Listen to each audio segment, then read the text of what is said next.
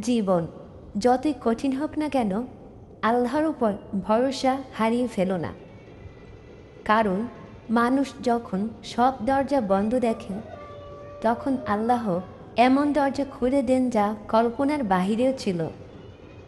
ধৈর্য ধরো, নামাজ আঁকড়ে ধরো, দোয়া করতে থাকো।